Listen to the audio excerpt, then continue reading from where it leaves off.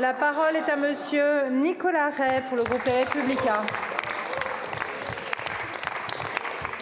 Merci Madame la Présidente. Ma question s'adresse à Monsieur le ministre du Travail. Du MEDEF à la CGT, vous avez réussi à coaliser contre vous tous les partenaires sociaux à l'annonce de votre projet de ponctionner entre 1 et 3 milliards par an dans les caisses de l'Agirc-Arrco. Vous le savez, ce régime de retraite est un succès du paritarisme auquel les Français et notre groupe sont profondément attachés. L'an dernier, d'ailleurs, notre groupe s'était battu pour annuler le transfert du recouvrement des cotisations Agirc-Arrco vers les URSSAF que vous aviez décidé. Nous avions obtenu satisfaction avant que cette mesure ne soit malheureusement annulée par le Conseil constitutionnel. Alors oui, l'Agirc-Arrco dispose aujourd'hui d'excédents. Mais ces excédents, c'est le résultat de 75 années de bonne gestion, pendant lesquelles des efforts ont été demandés aux salariés du privé. Ces excédents n'appartiennent pas à l'État, ni d'ailleurs aux syndicats, ni au patronat. Ces excédents, c'est l'argent des salariés qui ont cotisé toute leur vie.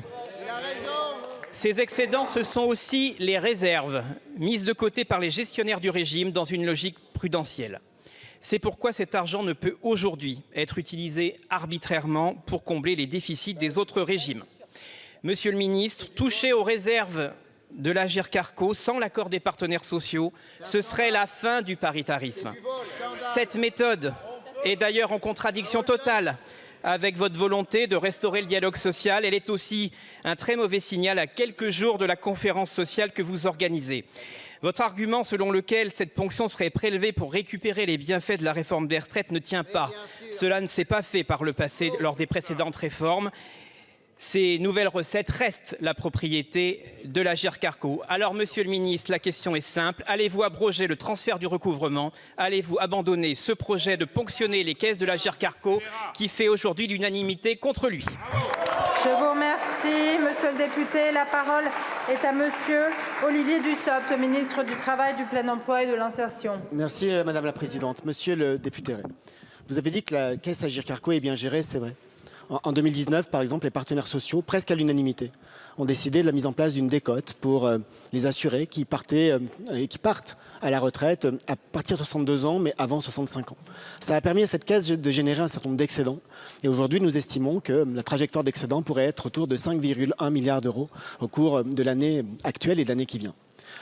Il y a quelques mois, avec la réforme des retraites et lorsque nous l'avons présentée aux partenaires sociaux, nous avons indiqué que notre objectif était un retour à l'équilibre général du système de retraite, tout régime confondu. Ça n'était pas dissimulé. C'était présenté dans le 3e cycle de concertation entre la fin du mois de novembre et le début du mois de décembre.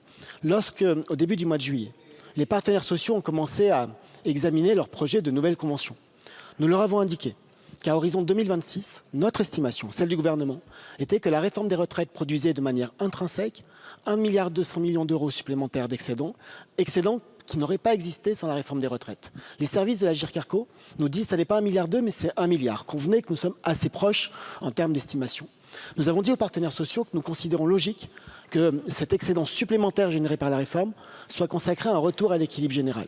L'accord qui est soumis à leur signature ne tient pas compte de cet objectif. Il prévoit de nouvelles dépenses, notamment en matière de suppression de la décote ou d'indexation supérieure à ce qui était prévu, pour 1 milliard d'euros, 1 milliard d'euros de dépenses supplémentaires, 1 milliard d'euros de dépenses publiques, au sens communautaire du terme, supplémentaires.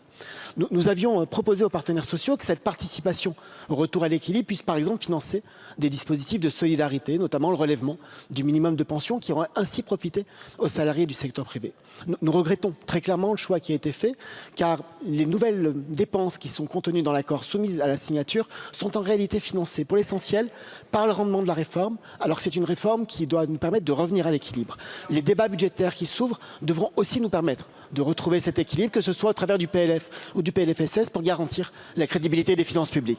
J'ajoute, si Madame la Présidente... Non, désolé Monsieur le Ministre, votre temps est écoulé. La séance des questions au gouvernement est terminée. Je vous propose de suspendre jusqu'à 17h10.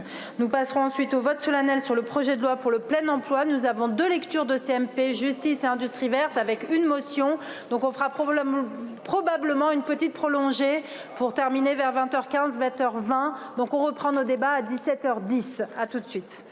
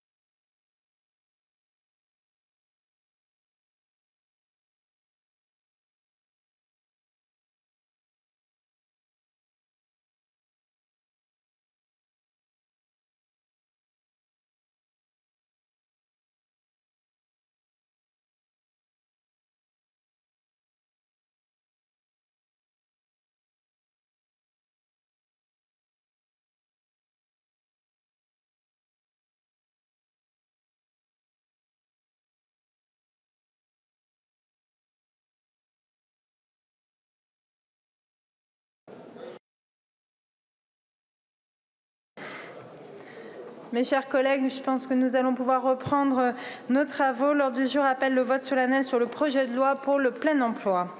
Donc, nous avons des explications de vote de 5 minutes avec un orateur par groupe. Le premier orateur sera Monsieur François Gernigon pour le groupe Horizon.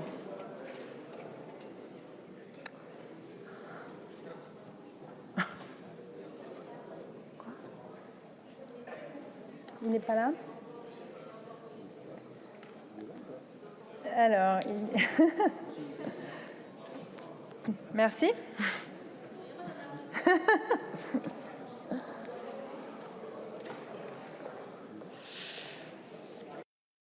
Michel, il arrive de l'autre côté. Il arrive. Non, mais c'est de ma faute, j'ai recommencé 1 minute trop tôt. Monsieur Gernigon, vous avez la parole pour le groupe Horizon pour une durée de 5 minutes. Merci Madame la Présidente. Madame la Présidente, Mesdames et Messieurs les ministres, Madame la rapporteure, mes chers collègues. Depuis 2017, l'ambition claire et résolue de notre majorité a été la priorité donnée à la politique de l'emploi. Aujourd'hui, il est présenté un projet de loi audacieux qui s'inscrit dans une vision à long terme pour un meilleur service public de l'emploi pour tous, un dialogue et un accompagnement renforcés et une confiance en nos collectivités territoriales précisées. Regardons les chiffres. Notre taux de chômage n'a jamais été aussi bas depuis 40 ans. Au deuxième trimestre 2023, il est porté à 7,2% de la population active et 1,7 million d'emplois ont été créés depuis 2017, amenant notre taux d'emploi au plus haut depuis qu'il est mesuré par l'INSEE. Cette dynamique est le fruit de nombreuses réformes, de nombreux textes ambitieux. Cette tendance à la baisse est particulièrement notable chez nos jeunes, montrant que notre vision d'un marché du travail dynamique n'est pas un simple idéal, mais une réalité en construction, avec pour objectif le plein emploi d'ici 2027. Le rapport de préfiguration de France Travail nous a présenté un tableau qui, bien que réaliste, nous interpelle. Il mentionne des accompagnements peu intensifs, de suivi tardif, voire plus formel que réel, et évoque des actions peu tournées vers l'emploi ou l'entreprise. Il illustre également à quel point les parcours peuvent être éclatés et manquer cruellement de coordination. Les entreprises peinent à recruter. 18% des allocataires du RSA ne sont suivis par aucun organisme. Ce sont ces constats qui poussent à l'action.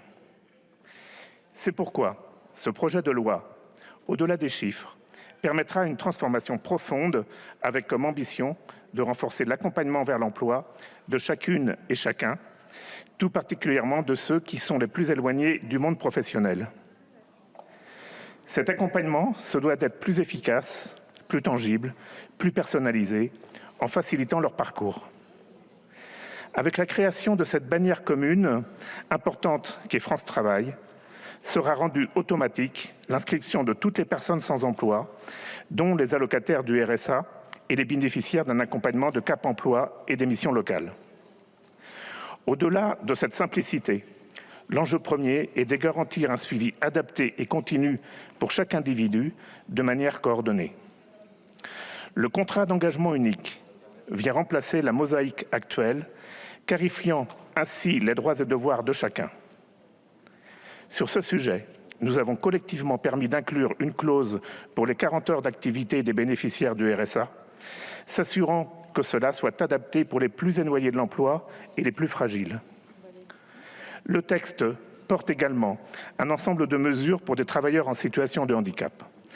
Leur taux de chômage est actuellement au plus bas depuis 8 ans, s'établissant à 12% en 2022. C'est une avancée notable, particulièrement en comparaison du taux de chômage global qui est passé de 8 à 7% entre juin 2021 et juin 2022. Mais nous pouvons et nous devons faire mieux.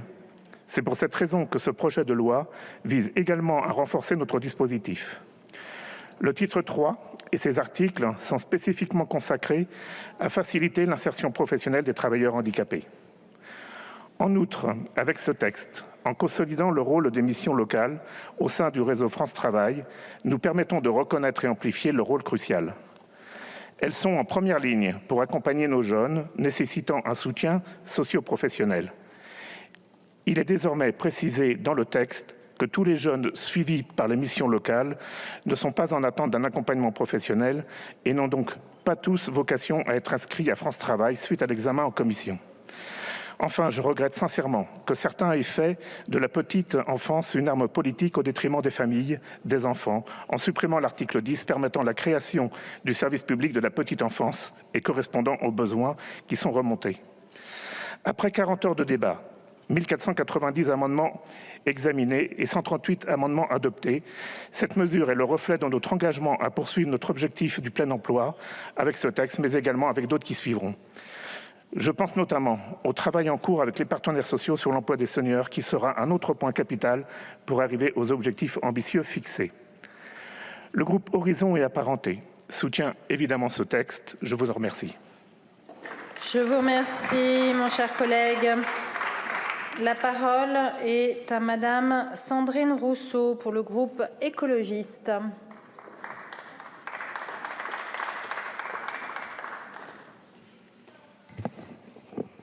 Merci Madame la Présidente. Qu'est-ce que faire société? Qu'est-ce qu'être une société résiliente? Telles sont les questions auxquelles ce texte s'évertue à ne surtout pas répondre. Des questions qui pourtant devraient être au cœur de nos réflexions en ces temps de montée importante de l'incertitude et de l'insécurité sur tous les plans, dont évidemment le social et climatique. Faire société, c'est créer une communauté de destin, sur le fondement de solidarité, de protection commune, de capacité à nous soutenir quand l'un ou l'autre a un passage à vide. Telle est la grandeur des sociétés. Telle est l'originalité et la force de la société française, des institutions que nous avons créées et du système de protection sociale unique qui fait notre solidité. La recherche de points de PIB ne peut pas se substituer à un projet de société. L'obsession identitaire non plus. La société est bien plus complexe que cela, bien plus solide aussi que cela. Et elle passe par cette capacité à créer les conditions de notre solidarité. C'est précisément cela qui est au cœur de ce texte. La fin de l'entraide universelle, la fin d'un revenu de base à la française, l'arrêt de cette promesse faite à chacun et chacune que nous ne laisserons personne sur le bord de la route, qu'ils et elles auront un socle de dignité, de quoi vivre ou survivre, ce que l'on appelle en jargon administratif un reste à vivre. Nous ne tendrons plus la main de la solidarité sans condition. Feu le revenu de base conçu comme un socle fondamental et inconditionnel de dignité, il faudra désormais mériter la solidarité. Ce texte prépare les conditions pour que de nombreuses personnes en France vivent avec 0 €. 0 €, c'est nous ici, dans le confort d'un hémicycle tapissé de velours, sécurisé par des indemnités confortables, qui allons décider qu'une personne, un humain, pourra vivre sans aucune ressource. Tel est le vote qui se présente à nous. Vous avez adopté sur la base de théories économiques libérales le principe étendard des Reagan et Thatcher, work pay. Vous avez fait vôtre cette idée qu'il existait une trappe à inactivité, un piège à pauvreté. Vous n'avez pas regardé suffisamment attentivement ce que cela avait produit dans les pays où ces doctrines ont été appliquées. Multiplication par 2 en Angleterre sous Thatcher de la très grande pauvreté, explosion des demandes aux banques alimentaires, accroissement sans précédent des expulsions de logements. Ce ne sont pas des numéros dont il s'agit, mais bien d'humains, pour la moitié d'entre eux de familles monoparentales, évidemment majoritairement parmi elles des femmes avec enfants. Quand un bateau coule, on dit les femmes et les enfants d'abord. Vous avez mal compris cette consigne. Il s'agit de les protéger en premier, pas de les mettre encore plus en danger. Nous pourrions revenir sur tous les détails de cette loi scélérate, mais s'il faut en retenir une chose, une seule, c'est qu'elle met le genou sur la nuque des plus pauvres, des plus vulnérables, au nom du fait qu'ils auraient une part de responsabilité dans leur situation.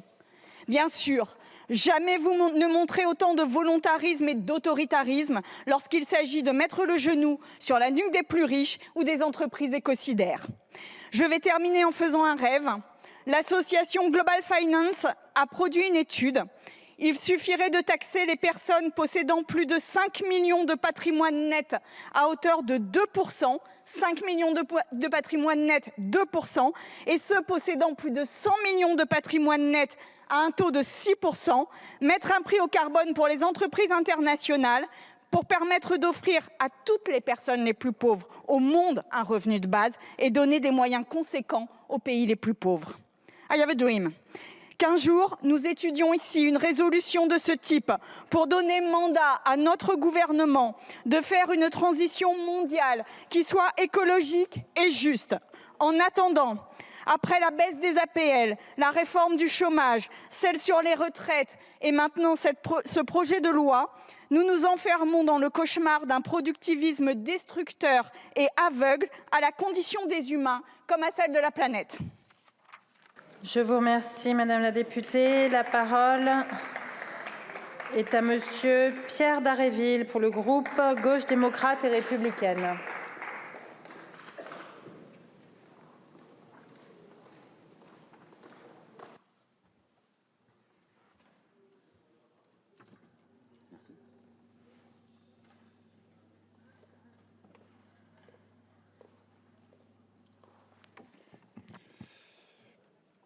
Madame la Présidente, Monsieur le Ministre, chers et chers collègues, il y aura une belle enseigne toute neuve, un truc qui clignote, un truc qui flash. Bim, France Turbin, dans tout le pays. Et en dessous, on écrira un slogan, le truc que le Président avait dit et qu'on ne savait pas trop ce que c'était. On vous explique, enfin on essaye. On inscrit un max de monde sur la liste des demandeurs d'emploi et pourquoi pas leurs conjoints ou conjointes avec. On leur fait signer un contrat d'engagement dans lequel on leur file une bonne quinzaine d'heures d'activité obligatoire. On ne sait pas trop lesquelles, mais ça leur fera les pieds. On les contrôle, on les contraint à accepter une offre d'emploi FISA, sinon, quick, on coupe. Pour défendre ce projet, ces promoteurs nous ont expliqué que c'était pour le bien des gens, pour les accompagner. Nous n'avons pas la même définition du mot « accompagner ». Ce qui nous est proposé, c'est un régime de coercition, d'infantilisation, de punition. Le présupposé est bien connu, les privés d'emploi seraient coupables de leur situation. Cette idée va à l'encontre de toute notre histoire sociale et elle constitue une négation du réel. 367 500 offres d'emploi vacantes dont il faudrait discuter la qualité pour un certain nombre d'entre elles. Pour 5,4 millions de chômeurs, il y a de quoi traverser la rue plusieurs fois. Le chômage est un fléau social, c'est une épreuve. Il abîme des vies. Oui, nombre de femmes et d'hommes ont besoin d'un meilleur accompagnement humain pour se frayer un chemin, mais ce n'est pas le cœur du plan proposé. La mission de France Travail ne sera pas celle de Pôle emploi. L'opérateur principal du service public de l'emploi va devenir une sorte de gare de triage. Les missions locales, dont le rôle est d'accompagner les jeunes dans tous les aspects de leur vie, vont devoir rentrer au chausse-pied dans le dispositif et la confusion s'organise entre le public et le privé à but lucratif qui vient s'asseoir à la table. Pour nous, il n'y a pas de pognon à se faire sur le dos des chômeurs qui sont à ce moment-là de leur vie, qui plus est dans une situation de vulnérabilité particulière. Le grand marché de l'activité est ouvert, faites vos jeux. Alors qu'il y a besoin de formation qualifiante, l'AFPA semble pour l'instant occuper un strapontin. Certains nous ont expliqué, vous ne faites pas confiance aux agents. Je leur répondrai, beaucoup d'agents ne vous font pas confiance. Leurs missions seront modifiées dans un cadre contraint avec un pilotage par les chiffres qui peut rapidement devenir maltraitant. C'est l'institution elle-même qui est ainsi mise en position d'alimenter la méfiance des demandeurs et des demandeuses. Un groupe de rock marseillais mythique, Quartier Nord, avait écrit il y a quelques années cette chanson. Elle s'appelle Paul, Pôle emploi. Elle écrit son beau prénom avec un O, c'est trop sympa. Ce projet n'est pas trop sympa. Il a été durci en complicité avec les Républicains et vous auriez même aimé aller plus loin en catiminer après nous avoir expliqué les bienfaits de la suspension remobilisation qui pourrait faire l'objet d'une régularisation. Vous avez essayé d'y adjoindre un délai de carence, l'obsession de punir. Tout cela aura évidemment des effets pour un certain nombre de personnes et pour leurs familles. Cela va conduire à augmenter les difficultés sociales, à fabriquer de la dette. Ce n'est pas ainsi que l'on peut combattre la pauvreté. Les associations de solidarité ont tiré la sonnette d'alarme. Ce projet s'inscrit dans le grand plan de casse sociale mis en œuvre méthodiquement depuis 6 ans. La réforme des retraites va fabriquer des chômeurs chez les jeunes et les seniors. Les 2 réformes de l'assurance chômage ont réduit les droits des demandeurs d'emploi. La réforme France Travail vient leur mettre la pression pour les faire rentrer comme des pions dans des cases, ou plutôt bien souvent comme des carrés dans des ronds. Ce projet porte atteinte à la solidarité nationale matérialisée par le RSA. Ce projet porte atteinte au droit à l'assurance chômage, acquis et construit par la cotisation, qu'il confond avec un revenu de solidarité. Et le tout sera financé par les cotisations UNEDIC, faites pour assurer un revenu de remplacement, 11 milliards d'euros d'ici à 2027. Les allocations chômage seront rabotées pour financer le tracking et les activités. Le gouvernement a la fâcheuse tendance de croire que ce qui est à d'autres est à lui. Il pioche dans les caisses sociales par des lettres de cachet, comme on le voit à la GIRC Arco. Dans ce projet, il n'est nullement question de la qualité de l'emploi, des conditions de travail, du bien-être au travail, du sens du travail, de la rémunération du travail en fait. Il s'agit d'annihiler le léger regain de rapport de force pour les salariés. Derrière la belle enseigne qui clignote se cache une nouvelle brique de la casse sociale. Les députés communistes et ultramarins de la gauche démocrate et républicaine voteront contre cette mauvaise loi.